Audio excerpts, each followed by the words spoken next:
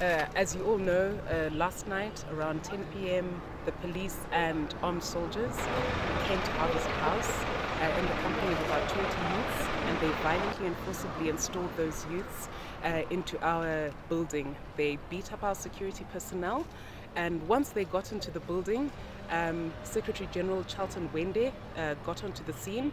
He was not allowed to enter the building.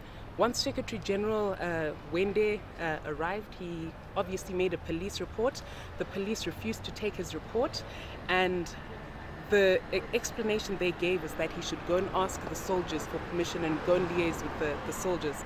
Obviously, Secretary General Wende said, why should I have to speak to soldiers about this? This is obviously a civilian issue.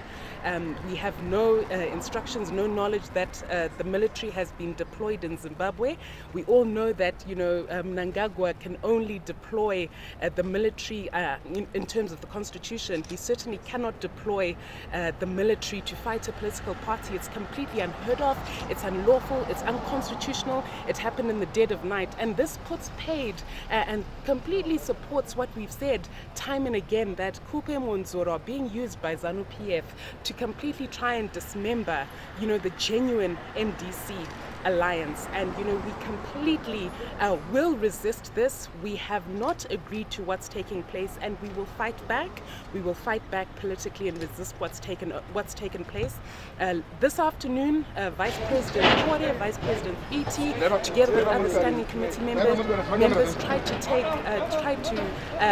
gain access into the building, and they were arrested by the police. We have no court order against us. There's no court order stopping us, and we're completely shocked and flabbergasted that state agents are being used completely outside the law, in a complete affront on our rights, freedoms, and the rule of law, to do violence and try and dismember a legitimate political party. We'll take questions. How many members have been arrested so far? So far we know about six.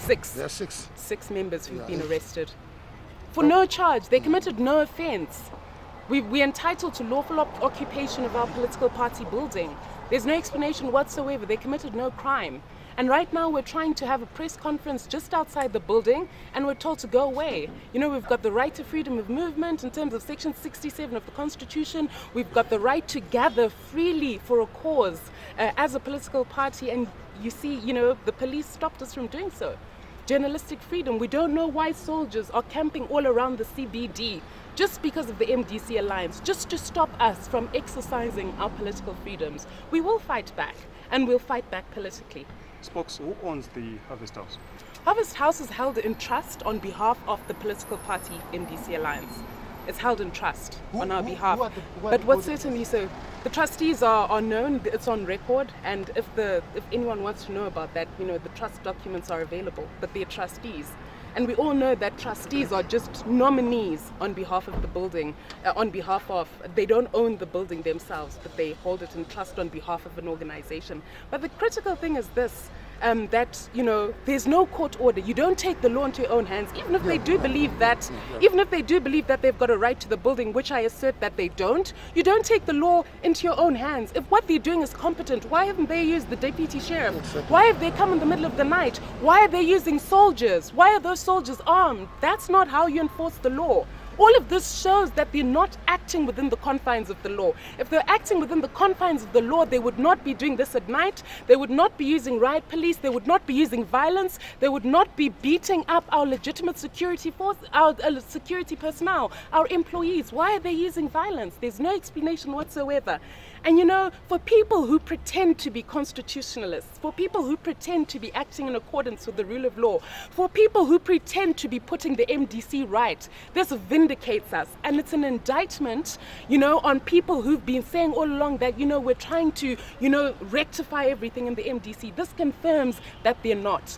They're out to completely dislodge and cause confusion within the legitimate party. They've been captured by Zanu-PF to just cause confusion and divert everybody's attention from the corruption scandal.